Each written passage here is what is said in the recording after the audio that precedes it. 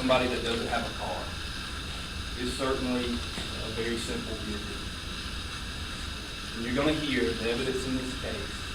And that evidence, we anticipate, will prove to you that this whole situation began with somebody agreeing to give somebody a ride. A very simple good deed.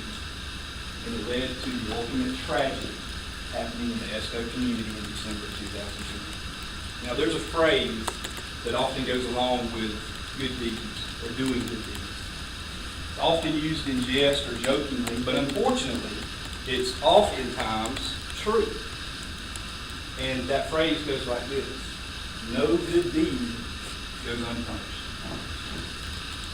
No good deed goes unpunished. On December the 16th, 2010, Thursday afternoon, Thursday night in Esto, Mia Shea Brown agreed to give the defendant, Johnny Maxito Calhoun, a ride.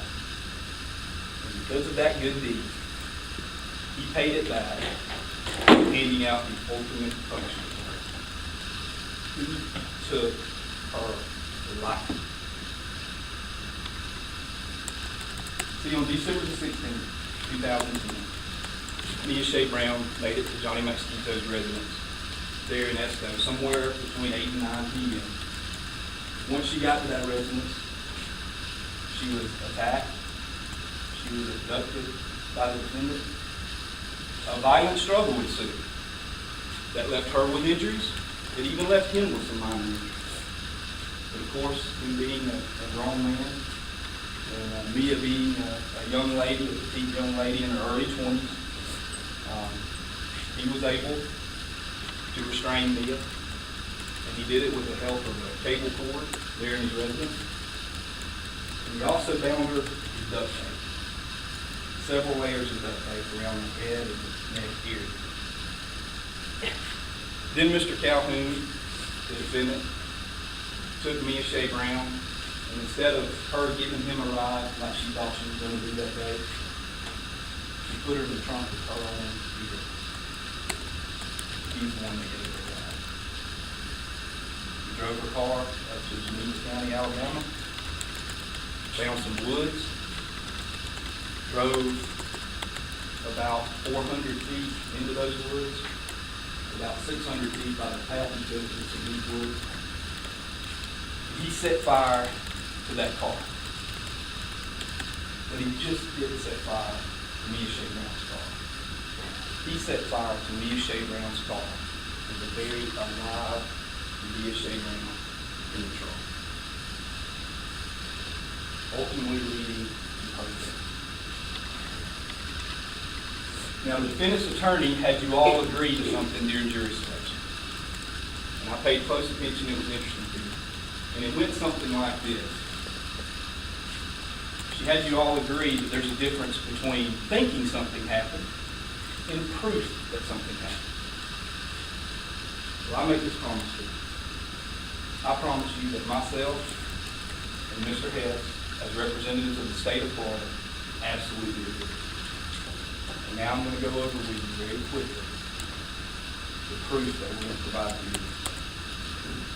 You see, this car wasn't found on December 16th. The car wasn't found on the 17th, wasn't found on the 18th, wasn't found on Sunday the 19th. This car was found in Mia Shea Brown's body on December the 20th, on a Monday. So there's 5 days here where a community, where her loved ones, and nobody who knew Mia Shea Brown knew where she was. So we're going to start our trial. We're going to talk with you about the 20th. We're going to talk with you in the beginning about Mia Shea Brown's body being found. We're going to talk with you about that car being found. We're going to talk with you about less than 30 pounds of human remains that were left found in that car because of the severity of the fire. I'm going to show you how that we identified that body was Mia Shea Brown. Then we're going to kind of back up, and we'll start back at the 16th of December. I anticipate the evidence will show that Mia Shea Brown was a clerk at a little junior store there in Esto. A lot of people knew it as Woodham's, But this time back in December 2010, it was called Charlie's Deli. And she was a clerk there. She knew a lot of people in the SO community, very small community, as you all know. And about 1 o'clock that day on the 16th, she was speaking with a gentleman, a local character there in SO, by the name of Harvey Glenn Bush, that would often frequent the store and talk to Mia. She was speaking with Mia about 1 p.m. that afternoon. And Johnny Maxito Calhoun entered the store at that time. And there in front of Harvey Glenn Bush, he had a conversation with Mia Brown, in which he asked her, because he didn't have a car, to give him a ride when she got off work. Now, we know that she usually got off work at 9 o'clock. It's clear testimony that she actually requested to get off a little early that night, presumably to effectuate this ride for Johnny Maxito Calhoun. But we know that when she got off work, sometime before 9 o'clock, she went to find the defendant's residence. The evidence will show you she's never even been there before. And we know that because she turned on one road too early, and she went to another travel trailer, much like the defendant lived in the travel trailer, another travel trailer, and asked the people there if this is where Johnny Mac was. She was told no, it wasn't the right place. So we know she was headed there. We know that's where she was going. She got there again around 9 o'clock on the 16th, and there she was abducted and attacked. And I'll go into a little bit more evidence about how we know that in just a few moments. Now, Johnny Maxito Calhoun, the next morning was December the 17th. It's a Friday morning.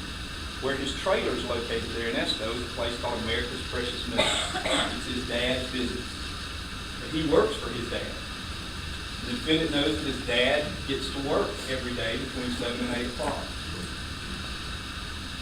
So the defendant, again, loads Mia Shea Brown in the trunk of her own car, bound, with duct tape tied up, and injured. He has to leave prior to that time, prior to his dad getting there. So he goes up to Geneva County. In Geneva County, he stops at a junior store.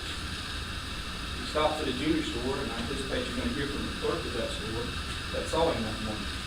Saw this defendant that has no car on a white four-door vehicle, which Mia Shea Brown was a white four-door vehicle. A couple of things stuck out with the clerk. He pulled up in the handicap parking area, so it kind of caught her attention.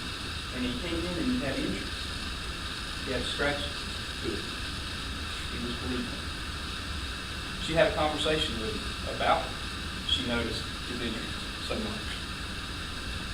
Commented to her about something about hearing. I suspect you're going to hear that stuff. He left that store, and we have a couple of other people, Brett Bennett, David Brindley, that live in the area of those woods where he took that car. They're going to tell you they noticed a fire coming from those woods, an intense fire, at about 11 a.m. that next day, Friday the 17th. If you pay attention to the timeline here, 9 p.m. December 16th to 11 p.m. on December 17th, he started this fire. For those last 14 hours of Mia Shea Brown's life is where the defendant meted out his punishment. Now, you're also going to hear from a lady by the name of Brittany Mixon. Brittany Mixon was the defendant's on and off girlfriend at that time. Brittany Mixon is the defendant's connection to me. Brittany Mixon went to high school with me. She knows me, and because of that, Mia and Johnny Mac are acquainted with each other. They know who they are, who each other are. Well, Brittany Mixon, on the morning of the 17th, wakes up, and Johnny Mac was supposed to come to her house, but he didn't show up. So around 9 a.m., she goes to his trailer